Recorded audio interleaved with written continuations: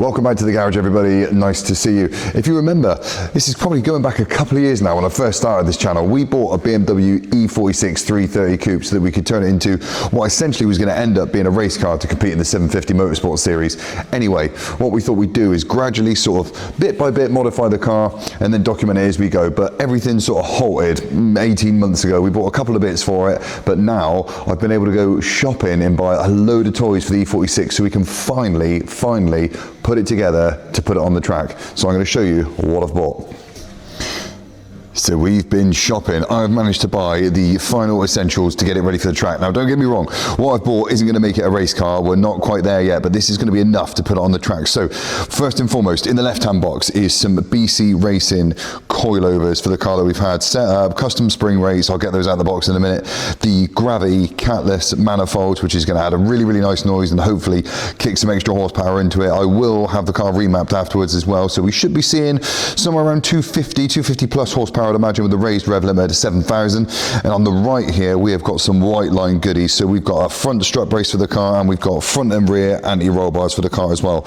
Also, in the back of the RAV4, the farm car, there is a set of rather sticky tyres to go on this spare set of wheels we've got in the back of the showroom, or the workshop even, over there. So just to recap, this is the car. This is the E46, 330, CI, manual, SE. So far, we've done a lot of work to this car underneath. It doesn't look like anything different than your normal sort of E46 really, but underneath the car's been completely overhauled. So we did it the boring but the proper way with this car. So underneath the bonnet, all the cooling systems brand spanking new thermostat, new water pump, new radiator, all the goodies under there have been done, hell braided Vanos line. We've got a new diesel valve on the car, uprated diesel valve even, so underneath she is solid.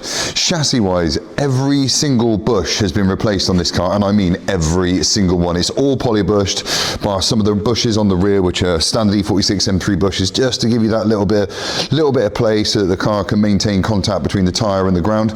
And on the rear end of it as well, I don't know if you'll be able to see, I'll pull a picture up. Underneath we've got a brand new diff carrier. You can't see it, I'll pull a picture up. And we've got the chassis reinforcement kit for as well. The car's been completely stripped out inside, or sort of 75% stripped. We've still got a headliner and things in, but it's got these rather nice OMP TRSE bucket seats, which are actually FIA approved. No harnesses or anything yet, nothing in the back. We need to get a roll cage for it, but that will come soon. Alcantara steering wheel, short shifter, and stereo blanking plate, of course, the infamous stereo blanking plate that saves us about 0.4 grams. Underneath the bonnet, we've got a Ram Air induction kit as well. Otherwise, that's about it. And just for kicks, I added these lovely little things here. It's just a bit of a novelty, really, because the car leans so badly at the minute. You cannot whip this thing around the track without the front bumper scraping as you hit the apex. And at the minute, we've got this set of wheels with Michelin Pilot Sport 4 tyres on for sort of damp, really. But anyway, that's the car as it sits in the minute. So let's get the stuff out of the box and have a look at what we got. So I think we'll save the best to last. Let's go. What have we got in the Whiteline box? This looks like a strut brace. Let's have a look. Look at this. Oh yes. This is the Whiteline adjustable strut brace. Lovely. That's going to sit on the car really nicely. Stiffen that chassis up a little bit. Just going to help improve handling, of course. Lovely. That looks really good. Really nice. Next. Anti-roll bars. Next. Let's get that off.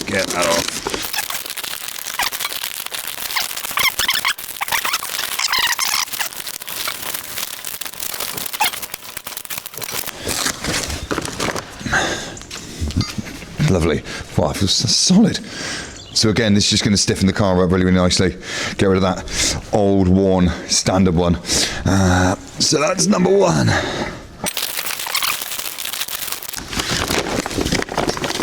It's like Christmas. Here we go. Again, just some looks like mounting brackets. Lubricant, nice. Never have too much lube. And some more stickers, God.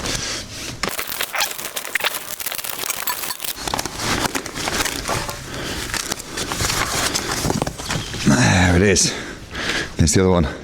Sweet. Look at that. Very nice. Just make sure everything's together so we don't lose it. Of course, we're going to have to put all this back anyway in a minute because Rich is going to be fitting it soon. Right. Whoops, excuse me. So there's the stiffening equipment. There's the stiffening equipment. And that should be plenty. Now that we've polybushed the entire chassis as well, that should be plenty. Next.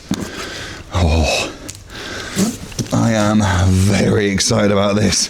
The Gravity catalyst manifolds. Now, Gravity have been making these for a while, but this is a recent addition, which is specifically for the M54, the 330, because you could put M52 headers on. I think you have to do a small modification, but they will bolt up essentially. But there is a common thing with these, whereby the headers that they had before, and the M52 headers, if you have a worn engine mount, the manifold touches I think it's the steering column or the steering rack, so it just ends up being no good. You have to modify or enhance the engine mount, which to be honest I think we'll do anyway, but apparently this one is specifically designed solely for the 330 to eliminate that. So hopefully, fingers crossed, when Rich goes to fit it, it does go on. But let's take a look at it, because I'm absolutely buzzing to take a look at this. The exhausters on this car, the cats in the manifold, the stock manifold for this car is so restrictive. It's one of the first sort of performance enhancements to do, really. One of the best ones you can do. What's this? Looks like a sticker. Oh, it's a QC pass, so we've got a good one, in theory. Now, of course, when we fit this, it's got no cats. So it is going to throw an emissions light on, which means we'll have to get the car remapped and the lambda sensors coded out. But rather than just do that, I think what we'll do is, what's common is you map the car anyway, release the car's sort of breathing potential and raise the rev limiter. But to do that, we are missing one vital part, which we'll talk more about when it's here, because it's not yet, which is we've ordered a modified oil pump for the car, because these are notorious. The M54s are terrible for it. The harmonics they produce inside the engine bay, the oil pump is fitted and secured by a nut, and the harmonics rattle that nut off. What's a common thing to do is people weld the nut on. Well, all that does is transfer the stress and harmonics onto the shaft, and that then snaps, which means either one of those options results in catastrophic failure. So we've got to get the uprated oil pump. It's been ordered, it's on its way. So we won't be mapping this car, raising the rev limiter or being silly with it until that's on. Hopefully that'll be here in a couple of days. Oh, will you look at that. It's smaller than I thought. Look at the finish on that. I think we will heat wrap this as well. Wow. That is a nice looking piece of metal, that. And the other one. That's the bigger one.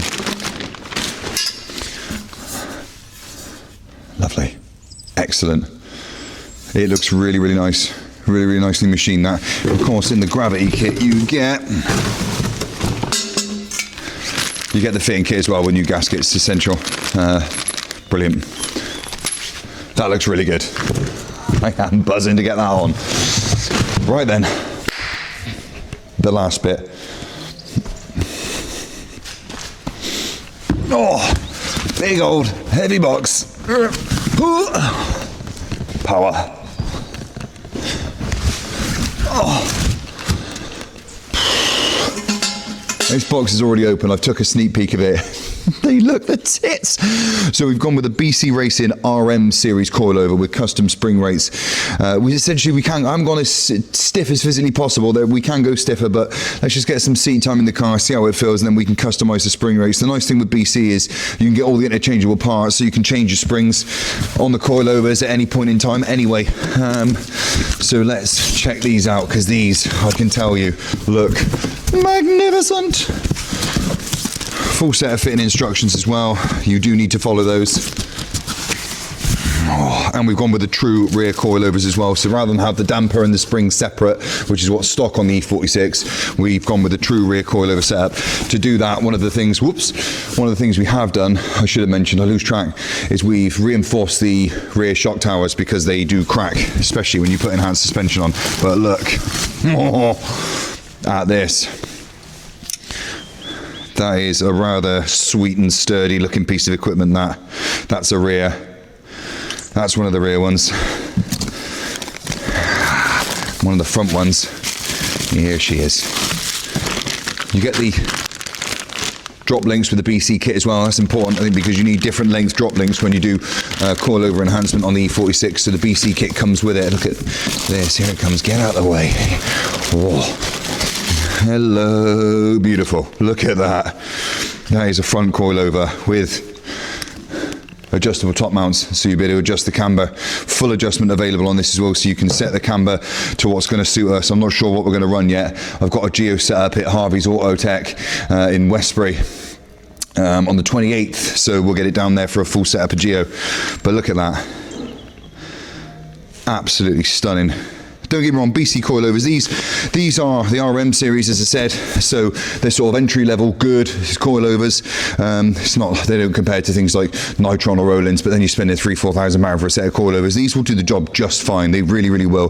They'll last, they're sturdy, they'll do the job, and they'll enable us to get some really good seat time in the car. But that is going to absolutely transform this car, because it leans like a drunk at the minute.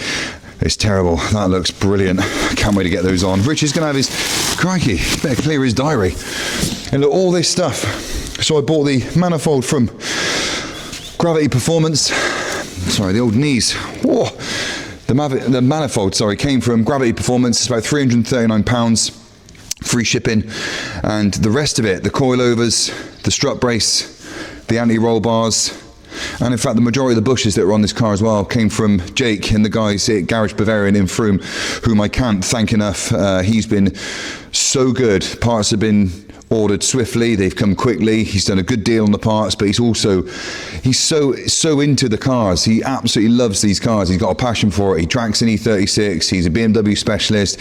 He's very open to being asked questions and given helpful advice. He's advised me on the setup and how to do things, the spring rates on the coilovers, for example, what are the little bits I need in order to make sure the car's safe and we have as much fun as possible and the car performs at its best. Really, really good guy over at Garage Bavarian. And of course, the next job goes to Rich at Ball Motor and Verka. Rich is our friend that's done all the labour involved with this car so far, or 95% of it, apart from the odd few things that I've done. But Rich at Ball Motorworks has been an absolute stallion. We wouldn't be here, we wouldn't be at this stage, we wouldn't be able to embark on this sort of adventure with this car without him. So I can't thank Rich enough. And if anyone out there is looking for BMW Mini specialist for repairs and servicing, Rich at Ball Motorworks is an absolute legend. He knows the cars inside and out. And for modifications and performance parts, Jake at Garage Bavarian, stand-up chap, really, really good company. So thanks to them both. But yeah, massive thanks to Rich. Whether he'll thank me for giving him the opportunity to fit all this is another question. But I think the next thing we've got to do is get everything fitted. Like I say, there's a couple more parts on the way. It's the oil pump. I've also ordered braided brake lines to go along with the track spec pads that we've got in this car, the Tarox Competizione pads. And then it's done. Once I've got the tyres fitted, all these bits fitted, the geometry done, we can run it. We can run the car. I cannot wait. So next step is to get everything fitted.